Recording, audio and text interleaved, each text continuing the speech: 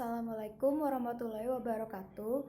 Perkenalkan, kami dari kelompok 18 yang beranggotakan Erni Dinaria Hutapea dan Vina Rasanjani akan mempresentasikan tugas kelompok kami, yaitu mata kuliah akuntansi sektor publik yang mengambil materi pertemuan 17 dan 18, yaitu fungsi BPK, BPKP, dan inspektorat, dan teknik akuntansi sektor publik.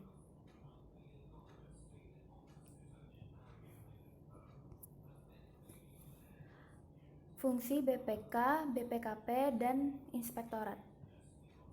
Pengertian Badan Pemeriksa Keuangan. Badan Pemeriksa Keuangan atau disingkat BPK adalah lembaga negara yang bertugas untuk memeriksa pengelolaan dan tanggung jawab keuangan negara sebagaimana diatur dalam Undang-Undang Dasar Negara Republik Indonesia tahun 1945. Di dalam UUD 1945 disebutkan bahwa BPK merupakan satu lembaga negara yang bebas dan mandiri dalam memeriksa pengelolaan dan tanggung jawab keuangan negara. BPK berkedudukan di ibu kota negara dan memiliki perwakilan di setiap provinsi.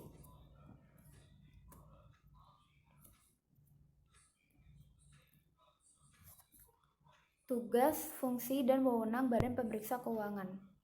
Tugas BPK berdasarkan Undang-Undang Nomor 15 Tahun 2006 tentang Badan Pemeriksa Keuangan.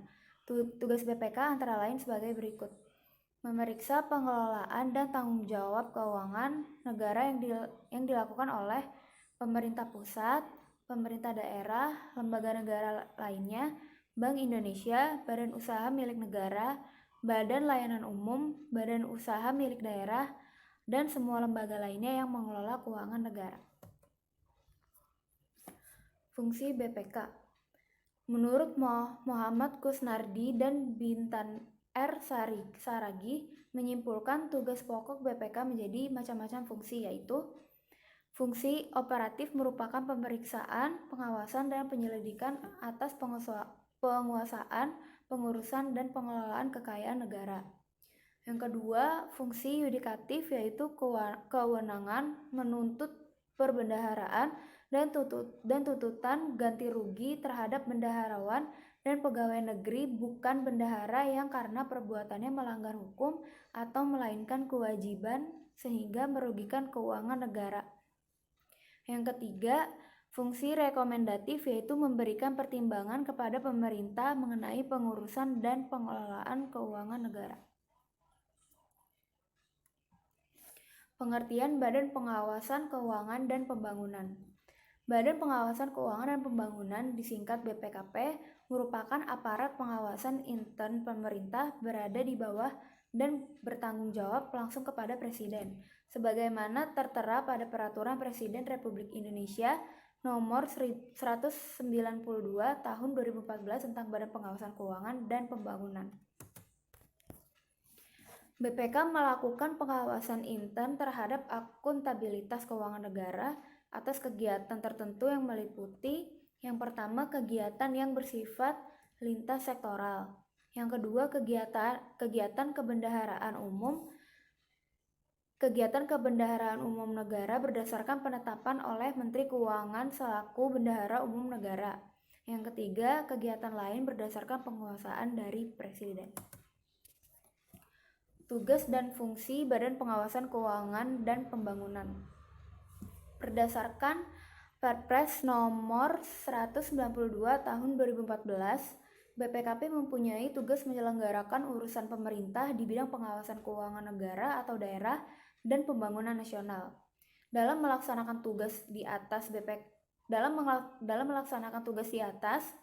BPKP menyelenggarakan fungsi sebagai berikut. Yang pertama adalah perumusan kebijakan nasional, pengawasan intern terhadap akuntabilitas keuangan negara atau daerah, dan pembangunan nasional meliputi kegiatan yang bersifat lintas sektoral, kegiatan kebendaharaan umum negara berdasarkan penetapan oleh Menteri Keuangan dan selaku Bendahara Umum Negara, dan kegiatan lain berdasarkan penugasan dari Presiden. Yang kedua, pelaksanaan audit, review, evaluasi, pemantauan, dan kegiatan pengawasan lainnya terhadap perencanaan, pelaksanaan, dan pertanggungjawaban akuntabilitas penerimaan negara atau daerah dan akuntabilitas pengeluaran keuangan negara atau daerah serta pembangunan nasional. Fungsi Badan Pengawasan Keuangan dan Pembangunan. Yang pertama, pengawasan intern terhadap perencanaan dan pelaksanaan pemanfaatan aset negara dan daerah.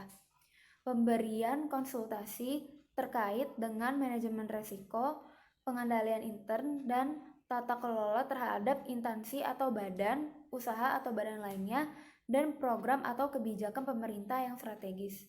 Yang ketiga, pelaksanaan review atas laporan keuangan dan laporan kinerja pemerintah pusat.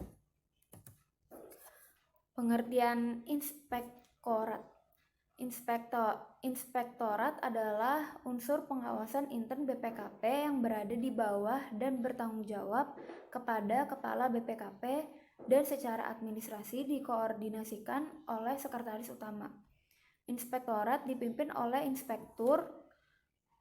Pada level kementerian dikenal dengan Inspektorat Jenderal, yang merupakan unsur pengawas pada kementerian yang mempunyai tugas menyelenggarakan pengawasan internal dan lingkungan kementerian di bawah dan bertanggung jawab kepada menteri. Tugas dan fungsi inspektorat.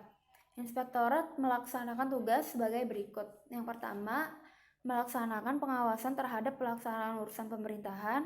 Yang kedua, melaksanakan pengawasan terhadap pelaksanaan urusan perekonomian. Yang ketiga, melaksanakan pengawasan terhadap pelaksanaan urusan kesejahteraan sosial. Yang keempat, melaksanakan pengawasan terhadap pelaksanaan urusan keuangan dan aset. Dan yang kelima adalah melaksanakan kegiatan ketatausahaan. Selanjutnya, teknik akuntansi sektor publik akan dibacakan oleh Erni. Terima kasih. Baik, terima kasih Vina. Pada kesempatan ini, saya Erni Dinaria Hutapea akan menjelaskan kepada teman-teman mengenai teknik akuntansi sektor publik. Teori akuntansi sektor publik memiliki kaitan dengan akuntansi keuangan, terutama pelaporan bagi pihak-pihak eksternal. Namun memang sampai saat ini masih dipertanyakan apakah memang ada teori akuntansi sektor publik. Ada 3 teori akuntansi sektor publik memiliki 3 karakteristik dasar, yaitu kemampuan untuk menerangkan atau menjelaskan fenomena yang ada. Yang kedua, kemampuan untuk memprediksi. Yang ketiga, kemampuan mengendalikan fenomena. Tujuan kita dalam mempelajari teori akuntansi ada 3. Yang pertama, untuk memahami praktik akuntansi yang saat ini ada. Yang kedua, mempelajari kelemahan dan kekurangan dari praktik akuntansi yang saat ini kita lakukan. Yang ketiga, memperbaiki praktik akuntansi di masa-masa yang akan mendatang. Adapun hambatan akuntansi sektor publik dalam menghasilkan laporan keuangan yang relevan dan handal, yang dimaksud adalah yang pertama, objektivitas, di mana teknik akuntansi harus memiliki objektivitas yang dapat diterima semua pihak, karena memang terkadang hal ini terganggu oleh kepentingan antara manajemen dan pemangku kepentingan. Yang kedua, konsistensi, di mana penggunaan metode akuntansi yang sama untuk menghasilkan laporan keuangan yang selama beberapa periode berturut-turut itu sama. Yang ketiga, daya banding, di mana laporan diperbandingkan antara periode waktu yang lalu dan instansi lain yang sejenis. Yang keempat, tepat waktu. Nanti biar dapat digunakan sebagai dasar pengambilan keputusan. Yang kelima, laporan ekonomis dalam penyajian. Sistem akuntansi sektor publik. Identifikasi kegiatan operasi yang relevan, hanya kejadian dan kegiatan ekonomi yang relevan saja yang akan dicatat dalam sistem akuntansi keuangan. Yang kedua, pengklasifikasian kegiatan operasi yang secara tepat, di mana penentuan waktu pengakuan untuk setiap jenis operasi atau timing of recognition yang pada prinsipnya suatu operasi dapat dicatat atau diakui pada tahap tertentu dalam proses transaksi. Yang ketiga, adanya sistem pengendalian untuk menjamin reliabilitas, di mana sistem pengendalian ini memiliki 2 komponen ya, yaitu komponen formal. Yang dimaksud dengan komponen formal adalah akan dapat diketahui dan dilacak ketika jumlah sisi kredit tidak sama dengan sisi debitnya. Untuk yang kedua, komponen substansial, di mana mekanisme konflik kepentingan atau conflict of interest, yaitu kesalahan akuntansi muncul ketika mempengaruhi secara negatif kepada pihak-pihak ketiga. Yang keempat, menghitung pengaruh masing-masing operasi, di mana terdapat beberapa kesamaan akuntansi keuangan baik pada sektor publik maupun sektor swasta ya. Kedua sektor sama-sama membutuhkan standar akuntansi keuangan sebagai pedoman pencatatan agar nanti terdapat perlakuan yang sama terhadap suatu transaksi. Standar akuntansi sektor publik. Standar akuntansi adalah pedoman atau prinsip-prinsip yang mengatur perlakuan akuntansi dalam penyusunan laporan keuangan untuk tujuan pelaporan kepada para pengguna laporan keuangan. Sedangkan untuk prosedur akuntansi merupakan praktik khusus yang digunakan untuk mengimplementasikan standar, di mana untuk memastikan diikutsertakannya prosedur yang telah ditetapkan. Sistem akuntansi sektor publik harus dilengkapi dengan sistem pengendalian intern atas penerimaan dan pengeluaran dana publik. Standar akuntansi sangat diperlukan untuk menjamin konsistensi dalam pelaporan keuangan. Ada beberapa hal yang harus dipertimbangkan dalam penetapan standar akuntansi ya. Yang pertama, standar pemberi pedoman tentang informasi yang harus disajikan dalam laporan posisi keuangan, kinerja, dan aktivitas sebuah organisasi bagi seluruh pengguna informasi. Yang kedua, standar pemberi petunjuk dan aturan tindakan bagi auditor yang memungkinkan pengujian secara hati-hati dan independen saat menggunakan keahlian dan integritasnya dalam mengaudit laporan suatu organisasi serta saat membuktikan kewajaran dari masing-masing transaksi. Yang ketiga, standar pemberi petunjuk tentang kumpulan data yang perlu disajikan yang berkaitan dengan berbagai variabel yang patut dipertimbangkan dalam bidang perpajakan, regulasi, perencanaan, serta regulasi ekonomi dan peningkatan efisiensi ekonomi serta tujuan sosial lainnya. Yang keempat, standar menghasilkan prinsip dan teori penting bagi seluruh pihak yang berkepentingan dalam disiplin ilmu akuntansi.